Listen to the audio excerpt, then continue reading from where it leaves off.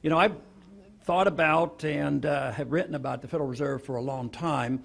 I became fascinated with the monetary issue in the 1960s, having come across the Austrian economists, and especially Hayek and Mises. And I was very impressed with August 15th, 1971, because the predictions made in the 60s came about. Matter of fact, Henry Hazlitt made that prediction in 1944 when they set up Bretton Woods. He said it wouldn't work and it would fall apart, and it did. So that was a strong confirmation. But even after all these years of studying and reading and trying to figure out the system, I have come to a very fair and balanced approach to the Federal Reserve. I think there's no doubt that the Federal Reserve is immoral, it's unconstitutional, and it's a disaster, and we don't need it. So with that approach, I have worked hard in the Congress as well, being on the Financial Services, or the Banking Committee at one time it was called. And from the very first day of being in Congress, I have always been on that committee, and now have the position of being the committee subcommittee chairman for domestic monetary policy. I've always worked on the assumption that the the system that replaced the Bretton Woods system in 1971 would not be a good system. It would be much worse. It has been rather impressive that it's lasted this long, but I think the handwriting's on the wall. I think that's what we're facing today, that the dollar reserve standard, which the world has embraced for 40 years, has come to an end. I don't think there's any admission to this yet, and they believe they can patch it up, but I believe it has ended, and that the standard, the dollar reserve standard, has ushered in probably the world's biggest financial bubble in all of history, and yet they've still been able to patch it up and keep it together. But it seems to me like the total weight of the world financial system relies on a trust, which is a false trust from my viewpoint, in the dollar, that the dollar will be able to rescue everybody and anybody, whether it's our own treasury, whether it's our state finances, whether it's our cities and towns and around the world, and all the banks and all the corporations. And so far, you know, this undertaking hasn't really destroyed the confidence in the dollar. I think one reason, when you look at the dollar in comparison to other currencies, of course, over a period of time, the value of the dollar has gone down. But there's still people buying dollars and loaning money to us at very, very low rates. But when you think about the comparison of the currencies, you have to think about what's our competition. And the competition is the euro and some others, so they're not necessarily very, very strong themselves. But when it comes to the purchasing power, which is the ultimate test of a currency, I don't think we're doing very well. Our government now admits that our consumer prices are going up approximately 4%, but you know, if you use the old CPI, they're going up more like 8 or 9%. And if you compare cost of living increases for certain individuals versus others, it's much more painful. So if you're on Social Security, and this year they get a CPI increase, but a couple of years they did not, their standard of living has gone down, and it's been much worse for them. So if their cost of living is going down, going up, and their standard of living is going down, this is a reflection of the value of the dollar. But the Federal Reserve is an institution that was created by the Congress, and Congress has been totally derelict in their duties as far as oversight of the Federal Reserve. And I've argued this case along with many liberal Democrats over the years. You know, back there were some populists like Patman and Gonzalez from Texas, as well as even Henry Royce thought that there should be more supervision of the Federal Reserve. Their conclusions were different than mine, because they didn't particularly argue for constitutional money and commodity money, but they argued that the Congress should have more authority, that the Fed shouldn't act in secrecy, and yet for 100 years they've essentially been able to act on their own. But I'm convinced that in these last few years we have made tremendous progress. Essentially since the collapse of the financial markets in '08, we've gotten a lot more attention to the Fed. Last year we had a partial audit passed into Congress. We're getting more information. Lawsuits have helped us get more information. And this to me is very beneficial. The audit bill was supported approximately a third of the Democrats, and every single Republican signed on to the audit bill. So there's a little bit of effort. But on the Hill, I would say that there's not a whole lot of enthusiasm for what I've been talking about, and there's a lot of political grandstanding, and you get some benefits. But where I get more enthusiastic is what's happening in the country, the attention of the people, and especially the young people I talk to on the college campuses. They think this is a big issue, and they relate it to too much spending. So I find this very encouraging. As a matter of fact, the first time I came across the enthusiasm on a college campus was in '07. I was speaking at the University of Michigan's on the college campus there, right after we had a debate in Michigan on financial affairs in the last go-around. And it was there that some of the young students started shouting out, "End the Fed, end the Fed." They pulled out Federal Reserve notes and started burning Federal Reserve notes. I said, the revolution is arriving. Yeah, there's something very interesting going on. And we literally can get thousands of people out. The other day we had 3,000 people out on a college campus, and they know and understand and care about the Federal Reserve System. And I think that's what has to happen, and then there will be eventually changes in Congress. But the reason I believe that there's just tremendous resistance of the special interests is I call the Federal Reserve a facilitator. It really facilitates big government. It facilitates the desires of politicians. And there is a gentleman's agreement between the two parties. Since the two parties, there's not much difference. Their rhetoric is different, and sometimes one will emphasize overseas military spending. The other one wants to emphasize endless entitlement. So they more or less have been very complementary, and they go along with it. And deficits don't matter. We have too many conservatives over the years that claim they were fiscal conservatives, but then they'd also say, well, deficits really don't matter. All we have to do is tinker with the tax code. It'll generate more revenues, and it'll solve all our problems. But deficits do matter, and they're mattering a whole lot right now because this whole idea of central banking has been the instigator, has facilitated the spending, and has papered over the debt. And this illusion and trust in paper and our dollar, it has been a great temporary benefit to us, but on long term it's very, very detrimental. Because the biggest thing that I think we face in the world today financially is this huge debt that the world is suffering from. And I believe debt is the big problem. And it's not a lack of revenues from the government. So if we ever got serious about this, we have to cut spending. And that's where the resistance is. I don't think there's any serious talk on the Hill. I don't think a super committee is anywhere close.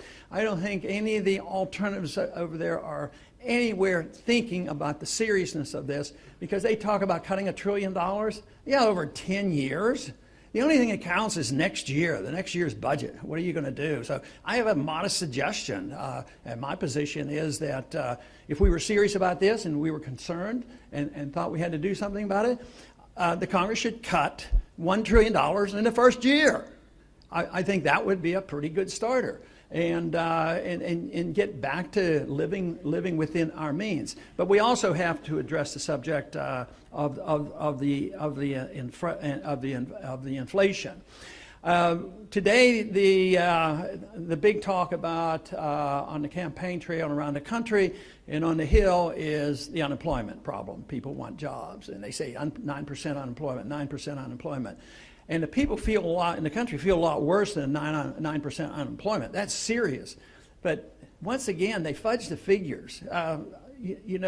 There's no reason to fully trust everything our government tells us, especially when things are going badly, whether it's on foreign policy or monetary policy, because they use the fear tactic to frighten people into, boy, yeah, the whole world's going to collapse unless we bail out the big banks and the big corporations. Yes, you know, if we don't invade Iraq, there's going to be a Holocaust and they're going to attack us and drop bombs on us. And that is endless, the endless fear-mongering to scare the people and the Congress into spending money. Now, if you didn't have a Federal Reserve, it would come to a halt. It wouldn't happen. If you weren't able to monetize debt, you weren't always to have this backstop in saying, well, if you haven't taxed enough and you can't borrow anymore, what would happen if you couldn't monetize debt? Interest rates would go up. And the Congress would say, hey, we have to watch it. We're taking too much out of the economy. So this has been such a grand deception. In the short run, you know, we tend to do better, especially as a reserve currency. We've been able to buy goods from overseas dirt cheap and have policies, whether they're trade policies, regulatory policies, and tax policies. We can chase all our productive businesses overseas. So we end up with an economy that isn't producing. We end up with a nation deeply in debt, and there's no willingness to admit the truth and decide to change things, and Congress is not in any position really to rein in the Fed. Now, some people claim, well, we need to change the mandate of the Fed. Well, since I don't like the Fed, I'm not interested in worrying about what the mandate should be, because they're not going to do it anyway. I mean, their mandate is that they're supposed to have full employment. They're failing there. They're supposed to have stable prices. They're failing there. So why do we have any trust whatsoever in what they do?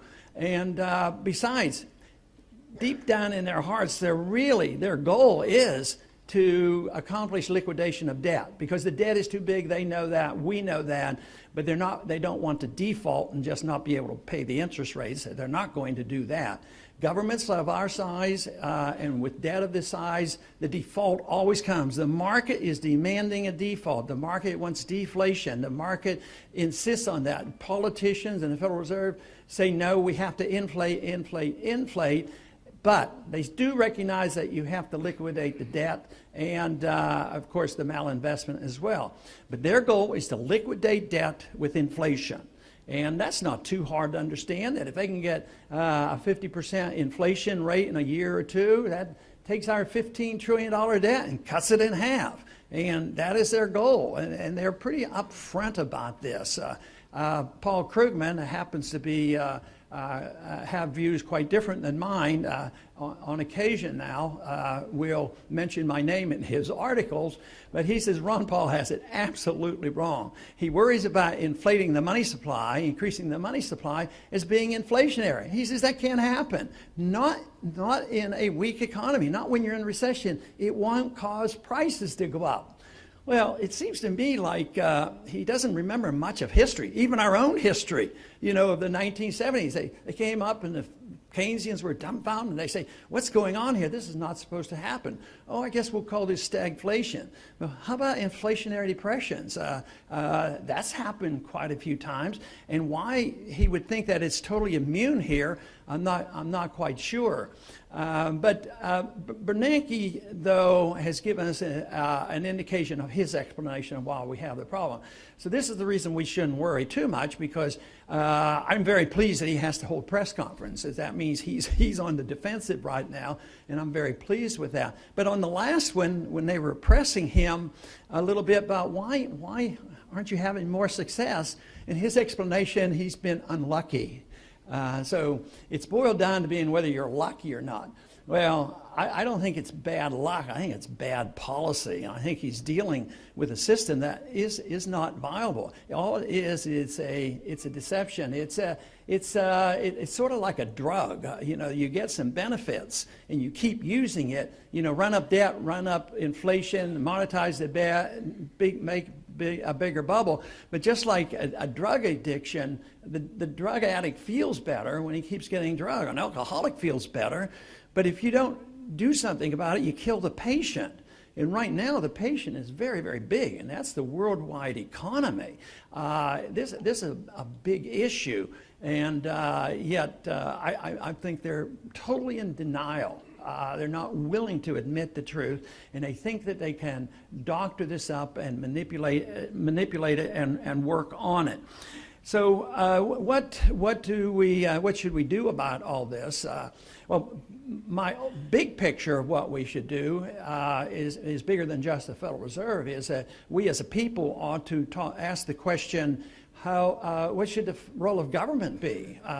And does the Constitution have any meaning? Today, on the Hill, whether it's any of the three branches of government, the Constitution really is down to the point has no meaning. So we have to decide whether the rule of law is worth something, and then we as a people have to decide what should the role of government be. Well, we followed the Constitution was written to restrain the federal government. And if you want government, it was supposed to be more local. But there were some mandates in the Constitution. Article 1, Section 8 tells us what the government is supposed to be able to do. And certainly we should have a strong national defense. But it also said something very strong about the monetary issue. Only gold and silver could be legal tender. That's never been repealed. There's no authority for a central bank. So just following the Constitution would get us back in a much better position. But the purpose of government for me is the protection of liberty. And I see the Federal Reserve as the facilitator in the undermining of that liberty and the enhancement of big government. But the longer the bubble lasts, I think the worse the suffering will be. But what can we do? I've written as far back as the Gold Commission, the case for gold. But even in that dissent, I took the position that I wouldn't close the Federal Reserve down in one day. The Federal Reserve will close themselves down eventually when they destroy the money. But I don't want that to happen, either closing it down in one day or waiting for a collapse of this whole system. So my idea is sort of a copy of what Hayek had talked about. Why don't we denationalize money, legalize competition, allow free markets to work, allow free market bankings to work? Maybe we could hold the feet to the fire of the bankers to not commit fraud and counterfeiting. Today, fraud and counterfeiting is accepted. We allow our government to do this, and the Congress does nothing. So I think we should legalize competition in currencies, which means that first we recognize the Constitution, we repeal the legal tender laws, but I don't think you can tax money in order to have a competing currency. So what we should do is take the taxes off silver and gold, and even allow private mints to issue gold. An individual not too long ago did that. He issued some coinage, and he was arrested. He was charged with counterfeiting as well as terrorism, and had all his gold and silver stolen. And it wasn't like he was doing it in secret like somebody would if he were counterfeiting. He was doing it in the wide open, it was wide open, yet the government does not want competition. This is to me the most important step that we could make. I have a bill in 1098 which actually legalizes competition, and we would have to address the subject of fractional reserve banking. I think the fractional reserve banking and the pyramiding of debt is atrocious on what we put up with, and there is a disagreement in libertarian circles exactly what you do with fractional reserve banking in a free market. Anywhere from what Rothbard had said to others who would say let the market decide as long as it's up front and you're not lying to people, you don't commit fraud. And but that is a small argument compared to whether or not we should have competition in currencies and allow something else to circulate. Currencies circulate all the time around the world. It wouldn't be a big problem.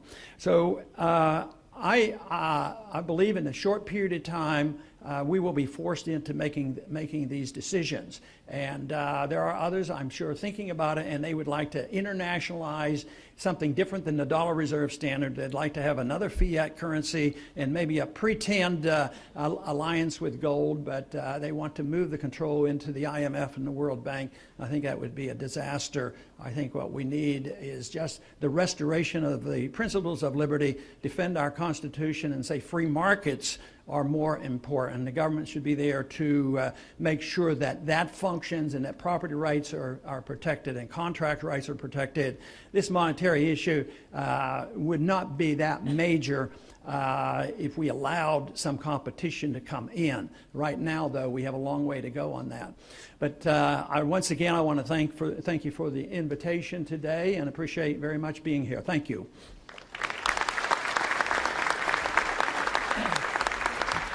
Thank you for I'm gonna let Congressman Paul actually handle the questions. That's what the president does during the press conferences. So I think Ron Paul can do that. In order to have a period of time of transition of cutting back and getting the budget in order, I'm advising that just default on, that's in quotes, just don't pay the Fed, the $1.7 trillion and wipe it off the books, and that gives you a little window of opportunity where you can still live within the law of the debt increase. I think that would be a transition that would work. The Fed, I think, would object. The federal government would have something to say about the standards, that is, that have to deal with the legal tender laws, and they would have to deal with the tax laws. But if you were moving toward free market banking, I would say that the states would deal with that rather than the federal government. I wouldn't have another federal bureaucracy, because the main thing would be to protect against fraud and whether they're lying to their customers or not. Everybody seems to depend, too many business people depend on nationalization of regulation because they think it's more convenient. But, when Enron went bankrupt, it was state fraud laws that took care of that. So the SEC, didn't protect us. And what did they do? They passed Sarbanes-Oxley. Sarbanes-Oxley didn't protect us against, 08. And what did we do in 08? We had Dodd-Frank. So we just go on and on using federal regulations to compensate for these mistakes. But I think if you're legalizing freedom and you're looking for people to not commit fraud and protect contracts, I would rather do that at the state level. I understand even in Greece today, they're starting to use alternate currency, so they're driven to it. So I think that would be fine. Of course, the ideal world would be for all governments to endorse the fact and provide it internationally, because you wouldn't have competing devaluations of currencies that lead to trade wars. That's where our problem is today. I mean, just think of the squabbles that we're having now with China. China is making their currency too weak. Well, what about us? Don't you think we manipulate our currency? So, it'd be better to have it, more or less agreed upon by all the countries. But I think a major first step to prove that it would work, I would still argue the case for legalizing it domestically and see what happens. They're talking about this in Mexico right now, that they can have a parallel silver standard. So I think the market would determine that. If nobody wanted to use it, then we wouldn't have to bother with it. But, what they say on the surface on foreign policy in these wars, when they pretend that they don't want so many, like George Bush in 2000 said that he wanted a humble foreign policy and no nation building and no policing of the world. Well, that's exactly what they want, and that's what they do. So they would change it. I think McCain would win that vote, and that's why it's going to fall apart, and that's why they're not going to cut spending. They're going to keep doing this, and they're going to keep printing money. And the litmus test will be, how long will they take our money? And I think the world is engulfed with a bond bubble and a dollar bubble so huge that once they start moving out of the dollar into real assets, like they move out of currencies in Greece and Italy, their bonds, I think it's going to be catastrophic in size. But no, I have no, and even if those cuts went into effect, I consider them puny. They're not all this year. They're over a 10-year period. So they're in total denial. They're not being honest with themselves, and they're not being honest with the American people. But I think the American people know there's a big trouble. Some of the people out there demonstrating now are scared to death because they're on the receiving end of the welfare, and they're worried about it. And the other half are sick and tired of paying for it, and the politicians are still, fiddling, while the country burns. So I would think that they'll continue to do it, and I think the sentiment is so strong. All you have to do is look at some of these debates, where they think their political pluses are on, and that is to be the most militant possible. So I'm afraid McCain would win the vote. And the Austrian explanation of what happens to a society when you debase a currency is you wipe out the middle class. When you have sound money and markets and a maximum of freedom, that's where the middle class comes from. But so the evidence is there that it's a lot further along than anybody wants to admit, because the middle class is getting wiped out.